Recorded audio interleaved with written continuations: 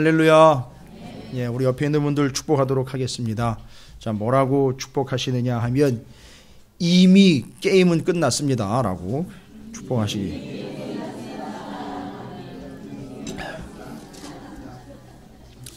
뭔 얘기냐 하면은요, 여러분이 이제 우리가 15장부터 이제 오후에는 15, 16, 17장을 읽으셨는데, 물론 이제 15장은 14장과 반드시 연결이 되어야 되는데 15장에 와서 보시면 여러분께서 읽으신 15장의 내용은 뭐냐 하면 레위기 1장부터 7장까지 내용이에요. 이미 앞서서 레위기에서 하나님이 제사를 드릴 때 어떻게 드릴지를 얘기하신 내용인데 그 내용을 리바이벌을 하고 있습니다. 근데 14장에서는 여러분이 무슨 내용을 기억하시느냐 하면 14장에서는 이스라엘이 가데스 바네아 사건으로 인하여 도저히 저 땅은 못 들어갑니다라고 20세 이상의 성인들이 하나님 앞에 반역을 제대로 했어요. 아까 제가 오전에 말씀드린 것은 하나님을 시험했다라는 거죠. 그 하나님을 시험했다라는 것은 정확하게 이야기하실 때 의미를 어떻게 받아들이시라 했죠? 의심했다는 거예요. 그러니까 여러분, 사람도 하나님을 시험할 수 있습니다. 권면 드리는 게 아니에요. 그죠? 사람도 하나님을 시험할 수 있어요. 뭐 하는 걸로요? 의심하는 걸로요. 그래서 하나님이 계시는가 안 계시는가 하나님을 시험했다 그랬어요. 여러분, 우리가 얼마나 하나님을 시험하는 삶을 살고 있는지 우리 삶을 돌아보면은요, 정말 엉망진창이에요. 아니, 하나님이 살아계시는데 어떻게 그럴 수 있어요? 하나님이 버젓이 눈을 뜨고 이렇게 쳐다보고 계시는데 어떻게 하나님 앞에서 그럴 수가 있냔 말이에요. 말이 안 되죠. 그러니까 내가 시험 들었다라는 삶에 열이면 열, 백이면 백 다 자기가 시험 들은 게 아니라 자기가 지금 하나님을 시험하고 있는 거예요. 이거 또 시험 든 분들한테 또 시험 들겠네. 맨날 하는 얘기가 뭐 자기가 시험 들었대요. 그게 아니고 면밀히 따져보면 그 원인이며 그 상황들이며 그걸 잘 분석을 해보세요. 그 상황과 그때의 나는 하나님이라는 존재를 인정하지 않았다라는 결과가 나와요. 하나님이 정말 살아계시면 그걸 믿는다면 그럴 리가 없거든요. 본인이. 여러분, 하나님이 진짜 살아계시면 세상에 아무리 나한테 죽일 놈, 망할 놈을 해도 내가 진짜 죽어요? 내가 진짜 망합니까? 근데 그 얘기 들으면 진짜 망하는 줄 알고 죽는 줄 알고요. 나 안 망하고 나 안 죽으려고 그 얘기한 그 작자한테 달려들어가지고 난리를 핀다니까요. 그거 시험 들은 거예요, 그게. 결론은 그게 시험 드는 거예요. 결론은 그것이 하나님을 의심하게 되는 맥락에서 이해가 된다는 거죠. 자, 보세요. 14장에 그래서 못 들어간다 그랬잖아요. 그 반역 때문에 못 들어간다는 얘기를 듣고는 이 20세 이상의 이스라엘의 이 성인들이요, 완전히 이제는 뭔가 풀려버렸어요. 그래가지고 무슨 짓을 하느냐 하면, 그러면 이제라도 우리가 저 땅으로 들어가겠다는 거예요. 들어가서 싸우겠다는 거예요. 그게 어디 나오냐면 39절에 나와요. 14장 39절에. 그 얘기를 했어요. 너희들 못 들어간다. 다 니들 잘못이다. 하나님이 원하는 거 뜻하는 게 그게 아니었는데 너희들이 이루어낸 결과다 해서 이야기를 해서 못 들어간다. 20세 이상이에요. 그냥 못 들어간다는 거죠. 그렇죠? 그러니까 14장 39절에 모세가 이 말로 이스라엘 모든 자손에게 알림해 그 소리를 듣고 백성이 어떻게 해요? 크게 슬퍼하여 한다는 얘기를 들어보시죠. 아침에 일찍이 일어나 산꼭대기로 올라가며 이르되 보소서, 우리가 여기 있나이다. 우리가 여호와께서 허락하신 곳으로 올라가리니 우리가 범죄하였음이니이다. 이제 올라간다는 거예요. 다 안 된다 다 얘기해 놓고선 하나님 망신 줄 때도 다 망신 줘놓고 하나님 거부할 건 다 거부해 놓고 이제 와가지고 아침에 그것도 일찍 일어나가지고 안 하던 짓 하는 건 이상한 거 아닙니까? 아침에 일찍 일어나가지고 올라가가지고 갔다 오겠다는 거예요. 거기 땅에 가가지고 싸우고 오겠대요. 이제 와가지고. 그러니까 모세가 뭐라 그래요? 너희가 어찌하여 이제 여호와의 명령을, 아니 그때도 하나님의 명령을 거역한 것이고 지금은요, 지금도 거역하는 거. 어차피 어차피 안 되는 건 앞으로 넘어지나 뒤로 넘어지나 코가 깨지는 건 마찬가지예요. 하나님의 말씀대로 어차피 안 사는 인생은요, 이래도 반역 저래도 반역인 거예요. 그죠? 그러니까 지금 넘어갑니다. 간다는 거예요. 아니 그건 하나님 뜻이 아니라는 거예요. 근데 또 가겠다는 거예요, 굳이. 못 말려요? 이건 진짜 못 말려요, 이거는. 아니 자기가 하나님 뜻대로 한번 해보겠다는데요, 뭐. 아니라고, 그거 아니라 이미 지나갔고 또 당신이 잘못한 거라고, 그렇게 하는 건 더 잘못하는 거라고 이야기를 하면요, 아주 악을 바락바락 쓰고 대들면서 하겠다는 거예요, 굳이 나는. 그러니까 올라가는 겁니다. 42절에 뭐라 그래요, 모세가? 이건 감정적으로 한 얘기가 아니에요. 사실이에요. 하나님이 너희 중에 계시지 아니하니까 올라가지 말아라. 너희의 대적 앞에서 패할까 하노라. 진다, 가지 말아라. 아말렉, 이제 아말렉 하면 뭐가 떠오릅니까? 옛날에 아말렉하고 전투 기억나세요?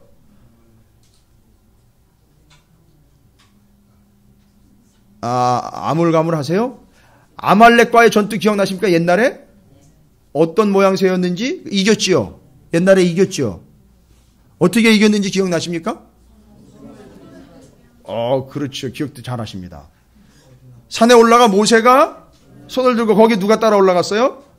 아론과 훌이 올라갔고, 그 다음에 맨 앞에서는 누가 싸웠어요? 밑에서는 여호수아가 앞서가서 썼단 말이에요. 그래 보세요. 아론과 훌, 모세, 그 다음에 여호수아예요. 그들은 올라가서 기도를 하고 손을 들어 기도하면 그들이 이기고 올라갔단 말이죠. 그래서 손이 내려오면 밀려 내려왔다. 이게 아말렉과의 관야에서의 전투였단 말이에요. 그때 그 맨 앞에 선봉장으로 서서 칼을 휘두른 게 누구냐 하면 여호수아였었어요. 위에서는 모세가 기도를 하고요. 자, 이런 형상인 거예요. 언제나 나가서 싸우는 자와 기도하는 자와 하나가 되어서 하나님의 뜻을 성취해 나가는데, 그 당시에 아말렉이요. 근데 그들에게 다시 나가는 거예요. 이 사람들이 가지 말라 그랬는데 굳이 우겨가지고 올라갑니다. 그래서 43절에 아말렉인과 가나안인이 너희 앞에 있으니 너희가 그 칼에 망하리라. 아니라는 거예요. 옛날에 우리가 이겼다는 거예요. 옛날에 우리가 이겼던 기억이 있는 거예요. 그때는 어떻게 이겼는데요? 정확하게 이야기를 해야죠. 옛날에는 모세와 아론과 훌이 올라가 기도를 했고, 그 다음에 여호수아가 나가서 싸웠어요. 하나님 뜻이었고요. 하나님이 심지어는 어떻게 했어요?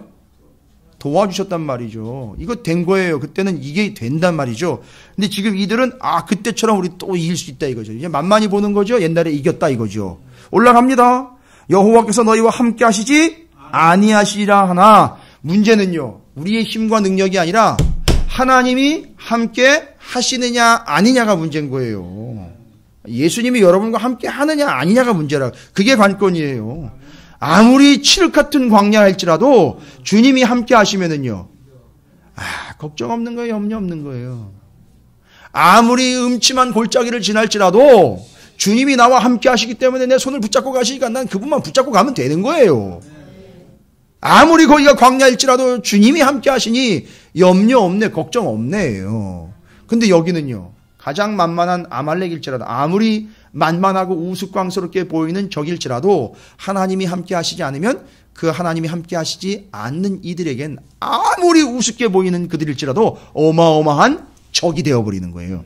그래서 44절 요 표현이 참 기가 막힌 표현이에요. 그들이 그래도 산꼭대기로 올라갔다.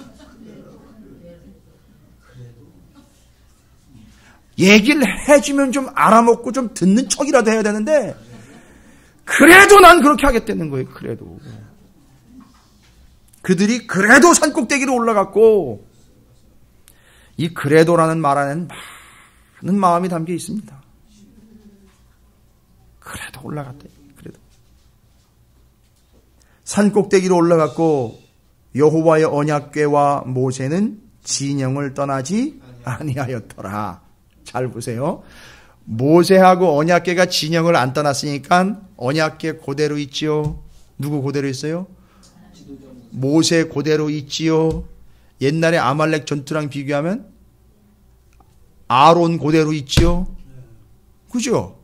그 다음에 정탐 갔다 온 12명 중에 여호수아하고 갈렙 그대로 있지요. 아니 그게 기록이 안 됐다고. 목사님 그걸 어떻게 장담하셔? 그걸 꼭 찔러봐야지 합니까? 지금 당연한 거 아닙니까? 지금 상황에서. 모세, 여호수아, 갈렙, 아론, 언약궤 안 움직이고 그대로 있다고요. 그런데 이놈의 인간들이 아마 그 10명 중심이겠죠. 자기는 그래도 올라가겠다는 거예요. 그렇게 올라간 거란 말이에요. 지금. 그게 어떻게 됐어요? 결론은요. 뒤에 보세요. 45절에 아말렉인과 산간지대에 거주하는 가나안인이 내려와서 그들을 무찌르고 호르마까지 이르렀더라. 아주 박살이 나버렸어요. 죽었다고요. 죽고 완전히 망해버린 거예요. 잘 보세요. 왜 제가 이 이야기를 다시 설명을 드리냐면 요렇게 해서 언약궤, 모세, 아론, 여호수아, 갈렙 이 소위 말하면 잘 나가는 지도자들이요. 안 나서 준 거예요. 그러니까 열받은 거죠. 16장에 이딴 것들이 뭔 지도자냐고. 그딴 것들이 뭘 우리를 이끌어가냐고. 야, 옛날에는 여호수 앞장서가지고 지가 기도한다고 산에 올라가가지고 난리 버거지를 치더니만 이제 우리가 어려울 땐 도와주지도 않고 우리가 나간다 그럴 땐 도와주지도 않고 앞서서 싸우지도 않고 기도도 안 하고 여기 그대로 붙박이처럼 이렇게 가만히 앉아가지고 우리 망하고 무너지고 다 밀려 내려올 때 그때도 도와주지도 않고 가만히 강 건너 불궁하듯 가만히 있었던 저놈들, 저건 우리의 지도자가 아니라는 거예요. 그래 16장 사건이 나타나는 거예요. 이해가 되십니까? 거기다 대고 막 어마하게 욕을 해대면서 이제 저놈들은 자격도 없는 놈들이다. 지도자 깜도 아니다. 막 난리가 난 거예요 지금. 근데 문제는 뭐냐 하면 그들은 하나님의 말씀을 전했고 하나님의 말씀을 전한 그대로 했을 때야 이루어지는 일들을 그들에게 명확하게 알려줬어요. 그러나 그들은 그래도 자기들의 뜻대로 한 거예요. 결론은요 지는 거예요. 함께 하시지 않으면 답이 없어요. 답이 없다고요. 함께 하시지 않으면 답이 없습니다. 자, 이제 그들이 그렇게 아픈 경험을 통해서 그걸 빌미로 해서 전투에서 패배했습니다. 정말 패배하고 돌아와 살아남아 있는 사람들과 가지는 못했지만 그들을 지지했던 사람들이 그 진영 안에서 모세, 아론, 여호수아, 갈렙 이 사람들을 볼 때마다 어떤 생각을 가질까요? 저것들 때문에 되는 일이 없어. 뭐 이렇게 되겠죠. 그죠? 저 죽일 놈들 이렇게 됐을 거예요. 가제나 이것 때문에 지금 열이 받아 있는데 어떨 때 보면 하나님도요 참 잔인하신 건지 아주 매정하신 건지 여러분 15장은 이런 분위기 속에서 15장이 진행이 돼요. 무슨 얘기냐면 15장은 제가 말씀드렸다시피 제사를 드리는 얘기는 뜬금없이 웬 제사 드리는 이야기가 나오나? 여기 보세요. 15장 1절에 여호와께서 모세에게 말씀하여 이르시되 여전히 모세하고 얘기를 해요. 그거 지금 14장에서는 다 박살나가지고 들어왔잖아요. 그러니까 하나님 그 관심도 없는 거예요. 망했는데 마음 같아서는 박살나가지고 들어왔는데 이 사람들은 뭔 생각이 있죠? 이거 어떻게, 아프지. 올라가가지고 고생 많이 했지. 이거 다쳐가지고 어떻게 하는데, 이거 죽어서 어떻게 하는데, 뭐 이렇게라도 반응이 올 줄 알았는데, 여전히 하나님 누구하고 얘기를 해요? 모세하고 얘기해요. 짜증나는 거예요. 진짜 이 하나님도 무시하네. 진짜 너무하시네. 그러면서 15장은요, 더 살벌하고, 더 무서운 거예요. 어떻게 보면 더 매정하신 거예요. 15장 2절에 이스라엘 자손에게 말하여 그들에게 이르라 너희는 내가 주어 살게 할 땅에 들어가서 보세요. 여기 15장 2절에서 이야기하는 그 들어가서 살게 할 땅은 어디예요? 그러면요 이게 지금 들어가서 살 땅에서 제사를 드리라고 지금 말씀을 다시 주시는 거네요. 하나님이 모세에게. 그럼 잘 생각을 해보세요. 가나안 땅에 들어가서 이 제사를 드릴 사람 누구예요?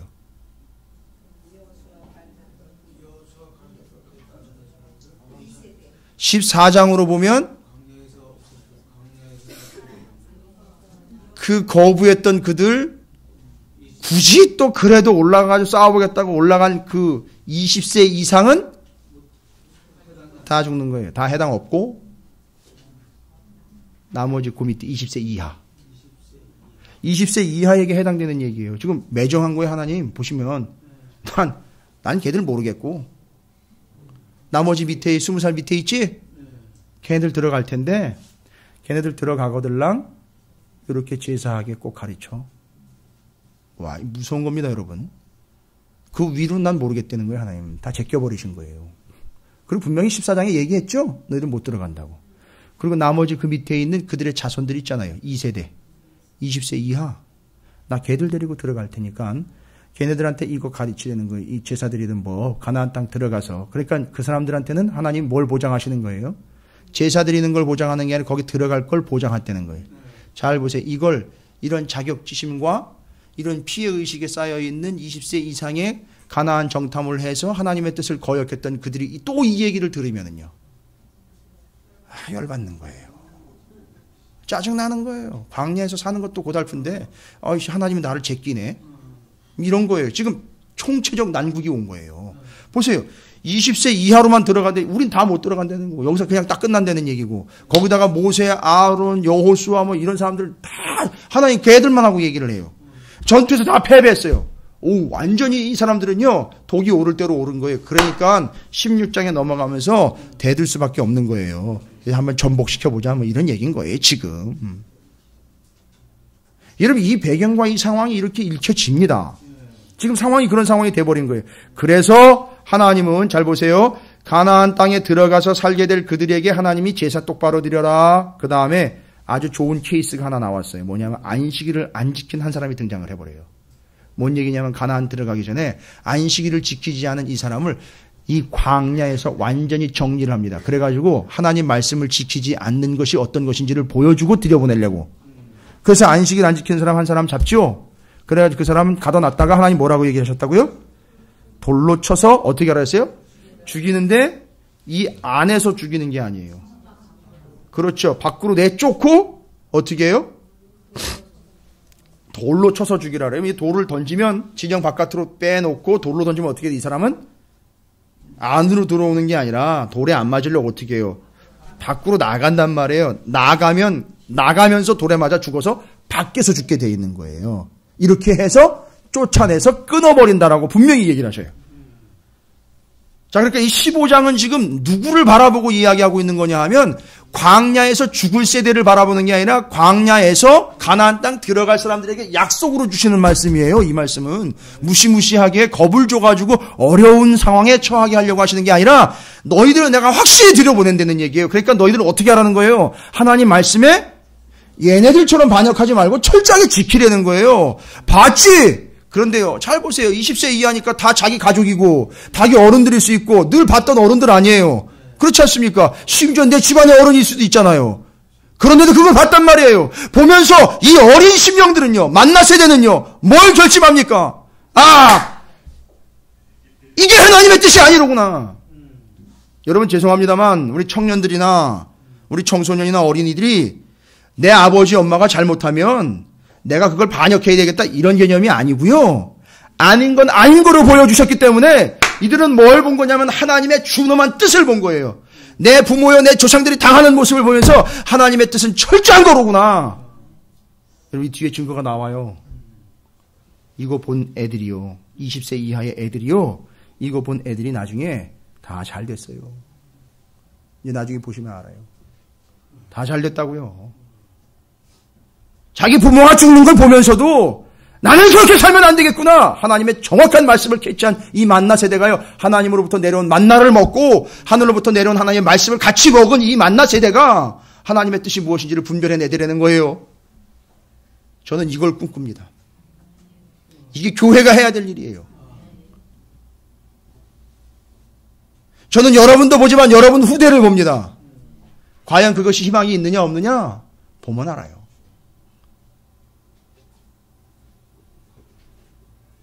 그래서 가나안 땅 들어가거든 제사 똑바로 드려라. 그 다음에 율법 철저하게 지켜라. 그 다음에 다 하나의 세트예요.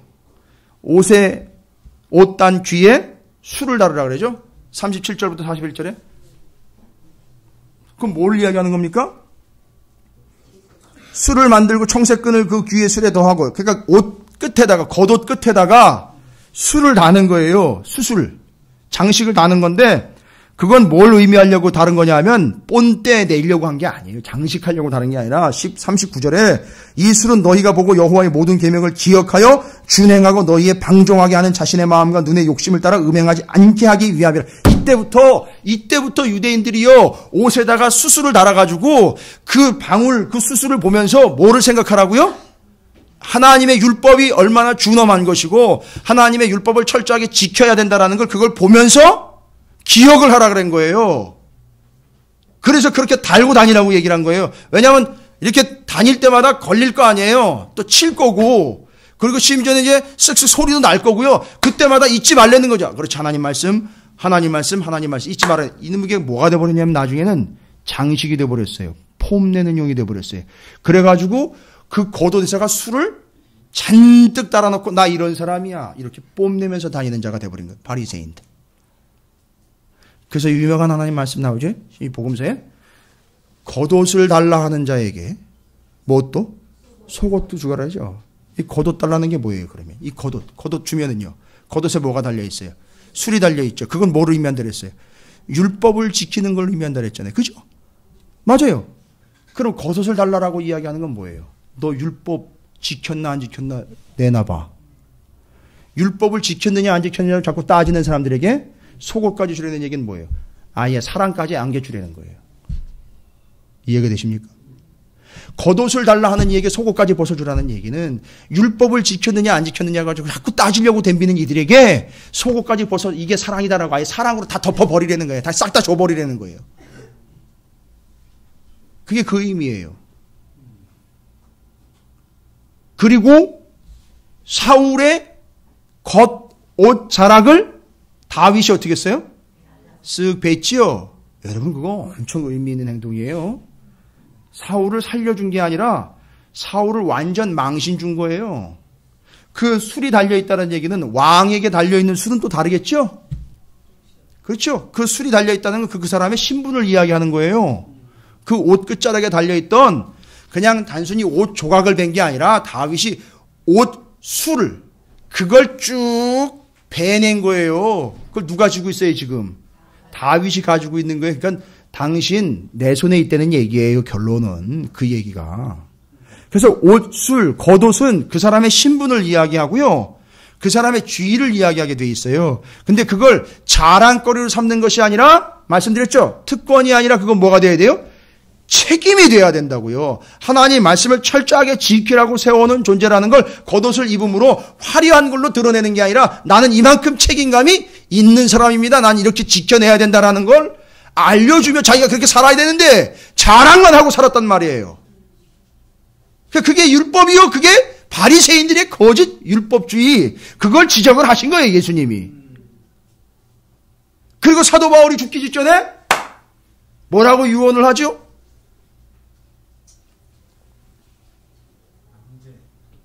요한에게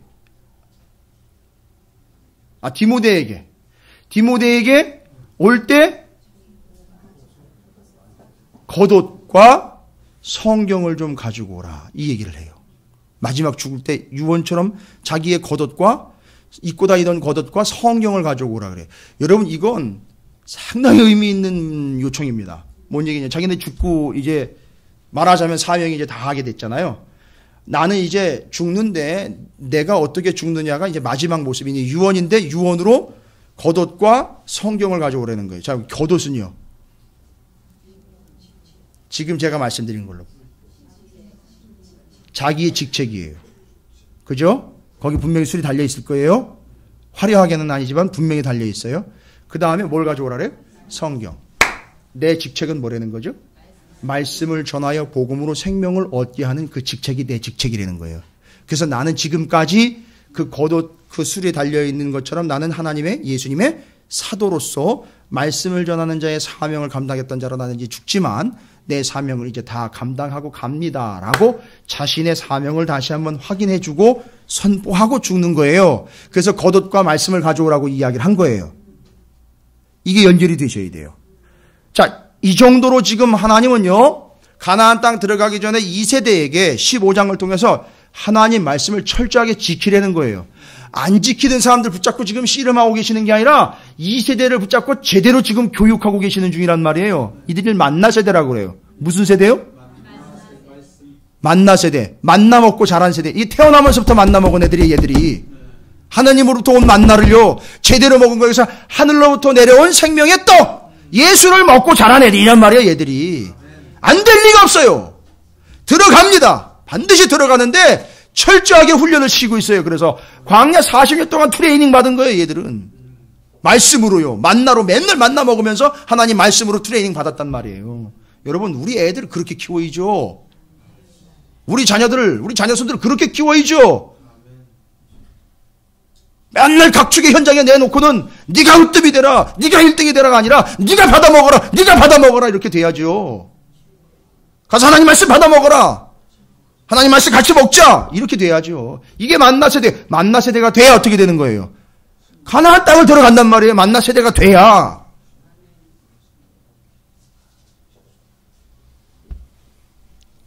(15장이) 이런 내용입니다. 그리고 16장에 고라 다단 아비람의 반역 사건이 나오는 거예요. 이런 배경 속에서. 근데 여러분 중요한 거는 이렇게 20세 이하의 제2세대가 하나님의 뜻을 기가 막히게 깨달아가지고 이 하나님으로부터 내려온 만나를 먹고 자라는 이 세대가 이 제물을 드려야 되는 규례이며 안식일에 한 사람 죽는 거 보고 하나님이 옷단에 귀를 달고 그 율법을 하나님 말씀을 절대 잊지 않도록 해주신 이 모든 처방을 다 받고는 죄송합니다만 아버지보다 나은 존재들이 되어버렸어요. 이 사람들이 이 친구들이. 이건 하나님의 역사예요.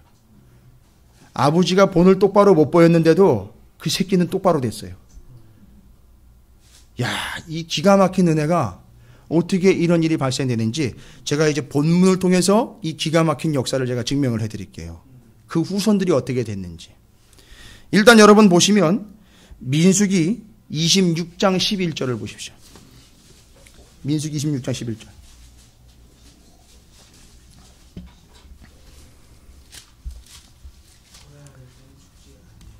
민수기 26장 11절 보십시오. 여기 뭔 얘기가 나오죠? 고라의 아들들 얘기가 나오지요. 고라의 아들들이 누군지 아세요? 그 20세 이하 그 사람들이에요. 근데 고라는 누구예요? 그렇죠. 레위인으로서 아론에게 대대로 반역을 했던 반역자입니다. 근데 여기 내용을 보니까 그 아버지 고라의 반역으로 고라는 그냥 광야가 삼켜버린 자가 되어버렸는데 고라의 자녀들은요. 죽지 않았어요. 이 뭔 얘기입니까? 15장 있죠. 15장이 그들에게 들어간 거예요. 감이 오세요? 이 하나님의 말씀이 이 아들들에게 들어간 거라고요. 잘 보세요. 자기 아버지 죽으면서 자기 아버지 죽는 걸 이들이 봤을까요? 못 봤을까요? 봤어요. 얼마나 비참한 건지 여러분 아시죠? 자기 부모가 내 눈앞에서 죽는 걸 봐야 되는데 몰라요? 이유를 알죠? 왜 죽었는지 알죠? 그걸 보고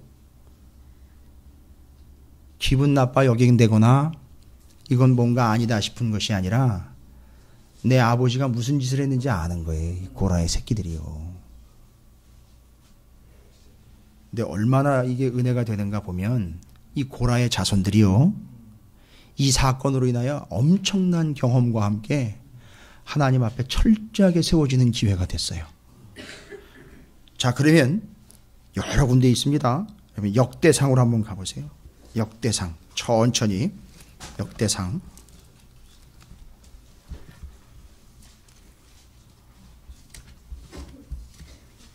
역대상 9장으로 한번 가보세요.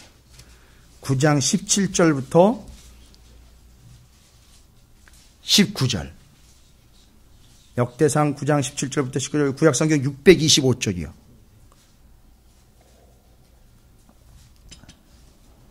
찾으셨나요? 구약성경 625쪽 역대상 9장 17절부터 19절에 뭐라고 나와 있습니까? 함께 읽어보겠습니다. 시작. 문지기는 살룸과 악금과 달몬과 아히만과 그의 형제들이니 살룸은 그 우두머리라. 이 사람들은 전에 왕의 문 동쪽 곧 레위 자손의 진영의 문지기이며 고라의 증손 에비아삽의 손자 고레의 아들 살룸과 그의 종족 형제 곧 고라의 자손이 수종드는 일을 맡아 성막 문들을 지켰으니 그들의 조상들도 여호와의 진영을 맡고 출입문을 지켰으며. 뭐 했다는 거예요, 이 고라 후손들이? 여기 역대상이니까 이제 여러분이 보시면 아시겠지만 성막, 그 다음에 예루살렘에 정착해가지고선 하나님 앞에 예배 드릴 때 성막에, 성전에 문지기들이 된 거예요. 성전을 떠나지 않은 거예요. 자기의 조상 고라가 무슨 짓을 했는지 알고 있는 후손들이 계속 그 성전 문지기로 헌신을 했던 거예요. 잘난 척하면서 내가 높은 자리 차지하고 어딘가 나설 자리를 내놓고 그걸 찾아다닌 것이 아니라 그 아버지의 그 패역함으로 인하여 멸망당할 수밖에 없었던 그 상황에서 그 하나님의 준엄함을 깨달은 이 고라의 후손들이 성전의 문지기 역할을 감당하고 있었던 거예요. 저 때부터요. 고라의 고 바로 아들들 때부터 지금까지 계속 이 역할을 해오고 있는 거예요. 26장 1절에 보면은요. 역대상 26장 1절에 또 기록이 되어 있습니다. 26장 1절 고라 사람들의 문지기 반들은 이러하니라. 역시 성전 문지기로 애쓰고 힘쓰는 자들이었어요. 그러면요. 기왕에 찾아보신 거 역대하 20장으로 한번 가보세요. 역대하 20장 19절입니다. 역대하 20장 19절은 682쪽입니다. 682쪽 역대하 20장 19절 함께 읽어보겠습니다. 시작. 그하 자손과 고라 자손에게 속한 레위 사람들은 서서 심히 큰 소리로 이스라엘 하나님 여호와를 찬송하니라. 이 사람들은 또 뭔 역할을 했느냐 하면 찬송하는 자, 예배 때 찬송하는 자를 역할을 감당을 했어요. 여전히 성전을 떠나지 않았다는 거죠. 끝나는 게 아니에요. 역대상 아까 참 살펴봤지만 역대상 9장 31절에 이들이 또 무슨 일을 했느냐 하면 역대상 9장 31절이면은요 626쪽이에요. 역대상 9장 31절 626장 시작.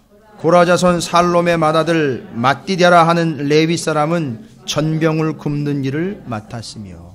뭘 맡았다고요? 하나님께 올려드리는 떡 있잖아요. 떡상에 진상하는 떡, 그걸 굽는 역할을 했다고요. 누가요? 고라의 후손이요. 야, 정말 그 아버지의 그 아들이 아니네요. 그죠? 이렇게 어마어마한 역할을 감당하고 있는 이 고라의 자손들을 보십시오. 더 기가 막힌 건 뭔지 아십니까? 여러분이 시편을 보시면은요, 고라 자손의 시편이 몇 편이나 기록된지 아세요? 10편이나 기록이 되어 있어요. 여러분, 이 정도면 자식 새끼 키울만 하겠어요. 그죠? 근데 이게 고라가 키운 게 아니라는 거예요. 그 만나 먹고 자란 만나 세대인 이 고라의 후손들이요, 성전 문지기요, 찬양을 하는 자요, 떡을 만들어 하나님께 진설하는 자가 되었고 시편을 지어가지고 하나님께 신정한 시편 찬양을 올려드리는 자가 될 수 있었던 이유는 하나님의 뜻이 무엇인지를 이들이 어려서부터 알았고 그걸 끝까지 붙잡고 가나안 땅 들어가 말씀을 그대로 지키는 자들이 되었기에 여기까지 온 거예요. 이게 그들이에요. 여러분, 이게 우리에게 필요한 은행인 거예요. 하물며 고라의 자손들도 이렇게 되일지언정 여러분, 우리의 자손들과 우리 교회의 미래가 어떻게 지금 좌우되겠느냐 뻔한 거예요. 얘기 안 물어봐도 다 아는 얘기입니다. 너무너무 중요한 얘기입니다. 여러분 그뿐만이 아닙니다. 다른 사람 또 있습니다.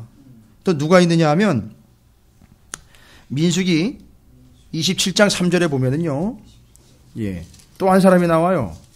민수기 27장 3절에 이 20세 이하의 후손들이요, 아이의 삶에서 그 기준이 무엇인지 정확하게 분별이 되면서 탁 드러납니다. 민수기 27장 3절에 누구 얘기가 나오느냐 하면 우리 아버지가 광야에서 죽었으나 여호와를 거슬러 모인 고라의 무리에 들지 아니하고 자기 죄로 죽었고 아들이 없나이다. 앞을 보시면 나와 있어요. 이들이 누구냐면 요셉 지파 중에 요셉의 아들 므낫세의 종족들에게서 므낫세의 현손 마길의 증손 길르앗의 손자 헤벨의 아들 슬로보핫의 딸. 그러니까 복잡합니다. 요셉 지파의 슬로보핫의 딸들이 나온 거예요, 모세한테. 근데 알고 봤더니 슬로보핫이라는 사람에게는 아들이 없었어요. 딸들만 남겨놨는데 그 분깃을 나눠야 되는데 나눠주는데 이 집안에는 남자가 없으니까 아들이 없으니까 나눠주질 못하는 거예요. 그러니까 딸들이 나온 거예요.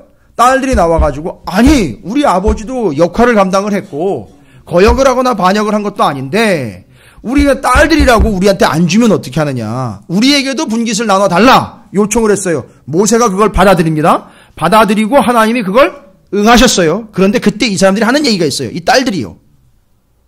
20세 이하였겠죠. 고라 때에.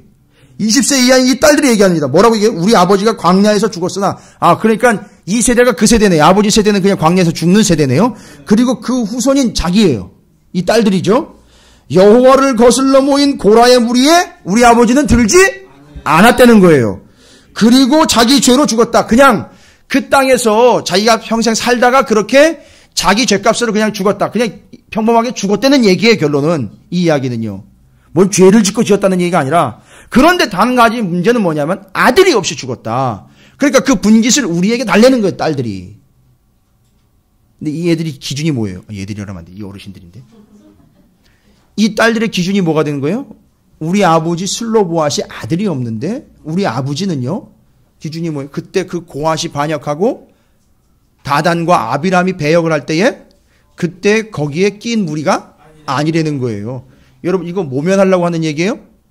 아니요. 이 딸들의 후손의 생각 자체, 이 마인드 자체는 뭐예요? 하나님을 거역하는 자가 아닌 하나님에게 순종하는 자라는 걸 이야기하려고. 그러니까 우리는 지금 어떤 식으로 살고 있다는 거예요? 그때 그 고라 사건을 잊지 않고 있다는 거예요. 이 후손들은요, 지금. 절대 이 후손들은 그 사건을 절대 잊을 수가 없다는 거예요. 그걸 철저하게 기억하면서 하나님의 말씀을 거역하거나 하나님을 시험하여 의심하고 반역하고 대드는 자가 아니라 하나님 말씀을 철저하게 순종함으로 하나님으로부터 내려온 만나를 먹고 말씀을 먹고 자라. 가나안 땅에 정확하게 들어갈 수 있는 조건을 가지고 있는 이 세대들의 사고방식을 보라는 얘기예요. 하나님 말씀에 위배된 게 없습니다. 내 아버지는 그렇게 죽었더라도 나는 하나님 말씀대로 살고 있습니다. 이걸 당당하게 얘기하고 있단 말이에요. 죄송합니다. 제 새끼가 이 정도면은요, 전 정말 여한이 없이 죽을 거예요. 걱정 없잖아요.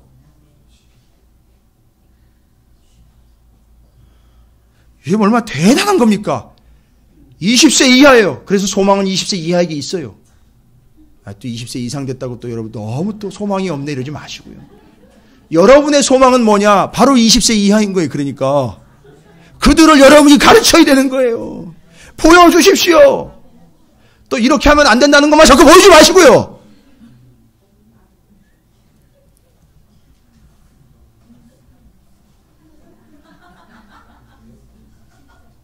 어떻게 묵상 시간을 좀 드려요?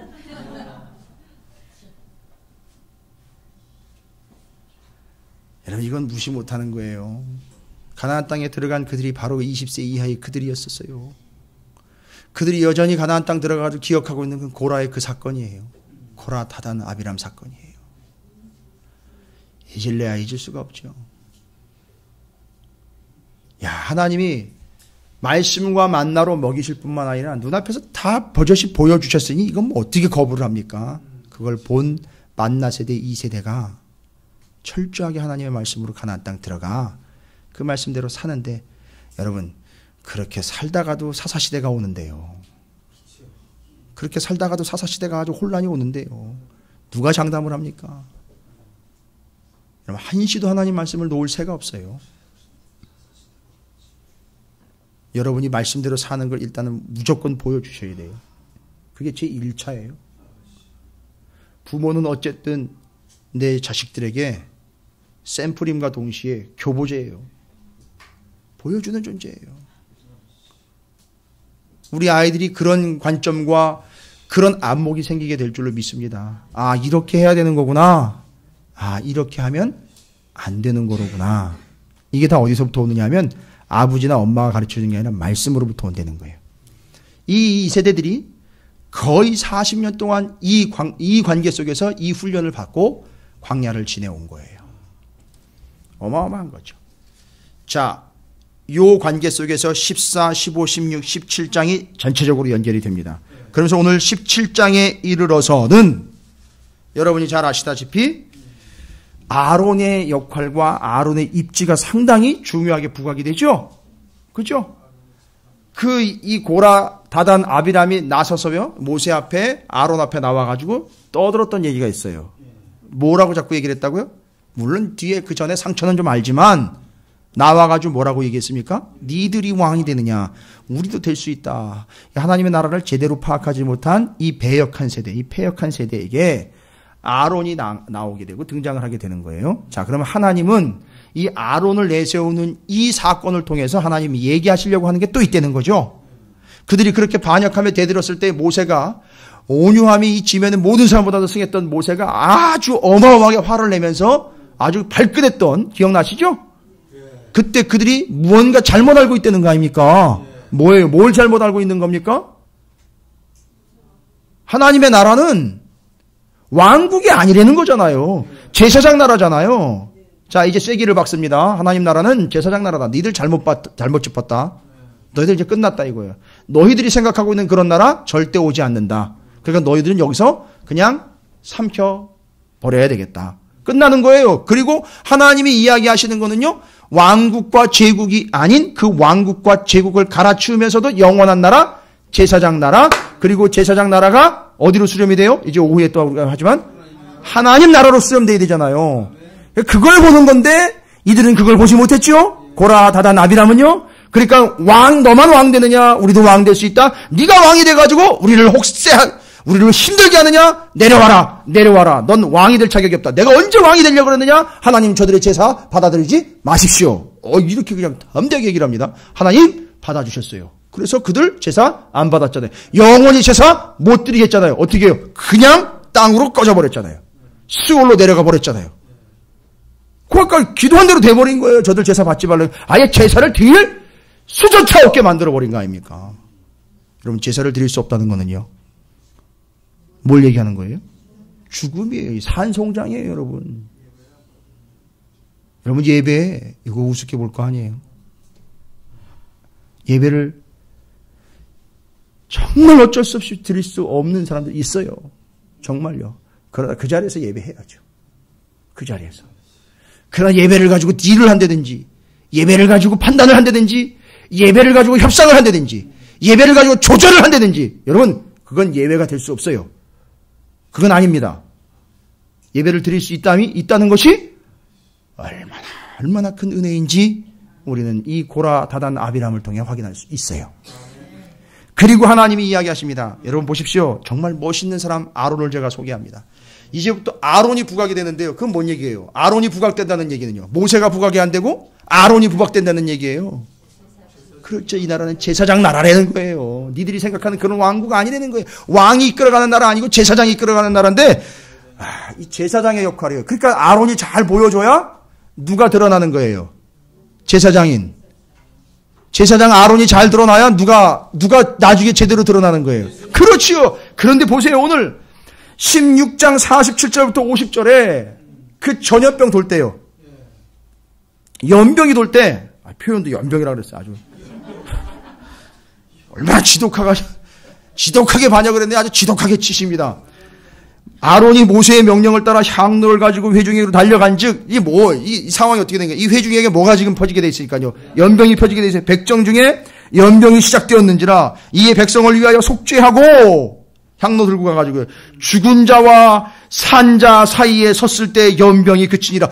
와, 여러분 이거 상상이 되세요? 누가요? 아론이 어디에 섰어요? 위치가 어디예요? 죽은 자하고 사는 자. 죽은 자는 모습이 어때요? 아이, 연병에 걸려 죽었다니까요? 그래가지고 다 쓰러져 있을 거 아니에요. 그죠? 산자는요? 서 있겠죠? 그 사이에 누가 서 있어요? 아론이요. 향로를 들고. 딱 중간에 서가지고 이 사람이, 아론이 서 있는 이 모습이 그 죽은 자와 산자 사이에서 그 연병을 위하여 향로로 제사를 드려내니 뭐가 그쳤어요? 연병이 그친 거예요. 할렐루야. 이 모습이 누구의 모습이에요? 산자와 죽은 자 사이에서 부활의 첫 열매가 되신 예수 그리스도께서 살려내시는 거예요. 와, 죽은 자는 어쩔 수 없다 하지만 산 자들은요,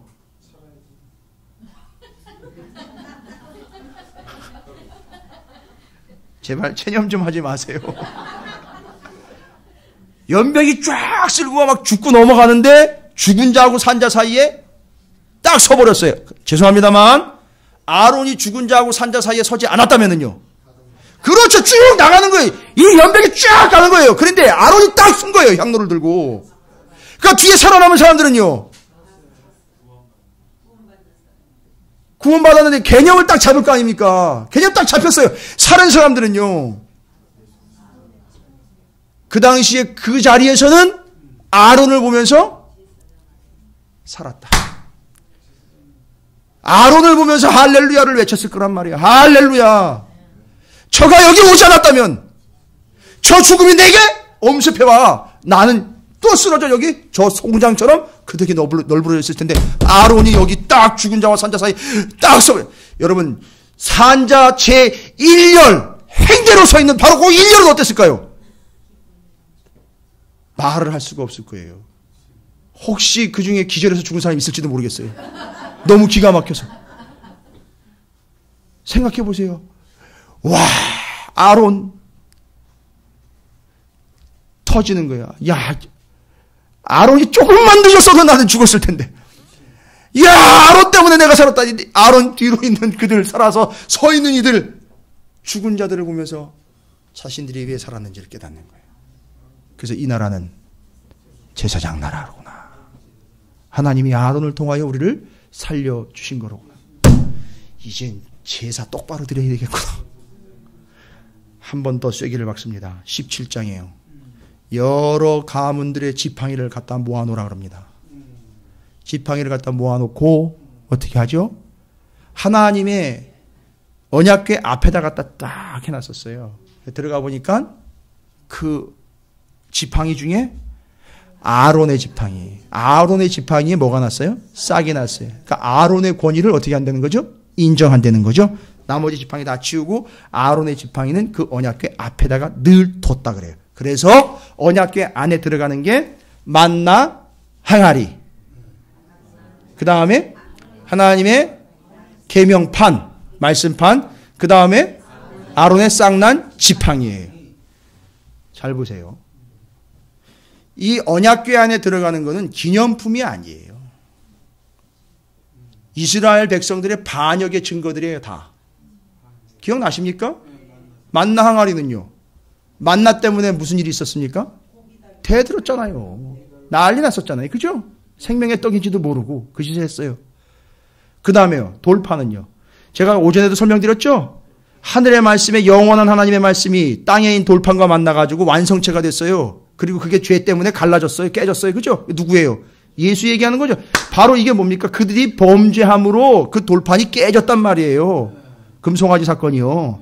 그들의 반역의 증거예요. 아론의 쌍난 지팡이는요. 그들의 또한 반역의 증거 아닙니까? 그들이 인정하지 않는 하나님의 권위 제사장 나라를 뒤집어 엎으려고 했던 그들의 반역죄를 아론의 쌍난 지팡이가 증명해 주고 있는 거예요. 이게 세 개가 고스란히 들어갑니다. 그 안에. 들어가 버려요. 그런데 이게 가만히 보니까 이게 다 누구를 이야기하는 거예요. 그래서 예수가 오니까 언약궤가 사라져 버린 거예요. 지금 찾지도 못해요. 제가 예상하건대 언약궤 못 찾아요. 찾으면 안 돼요. 왜요? 예수님이 오셨는데요. 그거 찾으면 뭐해요. 그래서 그 반역과 죄를 다 누가 완성했어요? 예수님이 완성해서 온전케 하신 거예요. 그러니까 그 언약궤는 필요가 없는 거예요. 이제. 그리고 그 예수님을 여러분이 다 모시기 때문에 이제 여러분이 다 뭐가 된다 그랬어요? 너희가 다 하나님의 예수님을 모시는 걸로요. 옛날에는 언약궤를 어디가 모셨어요? 성전이요. 그러니까 너희가 다 그렇죠. 성전인 걸 알지 못하느냐. 이 얘기가 그 얘기인 거예요. 할렐루야. 그래서 하나님 나라는 제사장 나라요. 그 제사장 나라로 끝까지 가야 예수님 오셨을 때 하나님 나라로 완성이 되는 거예요. 이제 오늘 사도행전 30년 공동서신 9권 통해서 이제 정리하고 하나님 나라, 제사장 나라 다 정리할 거예요. 가실 분들은 그냥 가지 마시고 자료라도 한 장씩 가지고 가십시오. 그리고 나중에 방송 꼭 들으시고 정리하시길 바라겠습니다. 여러분 기억하십시오. 하나님 나라, 제사장 나라, 이것이 오늘 14, 15, 16, 17장에서 이야기하고 있는 만나 세대인 제2세대를 통하여 끊어지지 않고 이어졌던 하나님의 역사인 거예요. 여러분 우리가 그런 꿈을 좀 꿨으면 좋겠습니다. 우리 찾으시는 교회가 광야에서 힘겨운 삶을 살아갈 수밖에 없다 하지만 거기 예수님이 함께 하시는 광야로 아예 들어와 가지고 그 모든 시험과 문제를 이겨내신 그분과 함께하고 있는 교회, 우리는 그 찾으시는 교회라는 사실을 잊지 마십시오. 그리고 우리의 후손들이 이 만나 이 세대들처럼 고라의 후손, 슬로보아의 후손, 그 자손들이 다 하나님의 뜻을 철저하게 깨닫고 가나안 땅 들어가 하나님의 역사와 언약을 이어갔던 훌륭한 백성이 될 수 있던 기초가 된 것 잊지 마십시오. 우리 교회가 가져가야 될 비전과 사명인 줄로 믿습니다.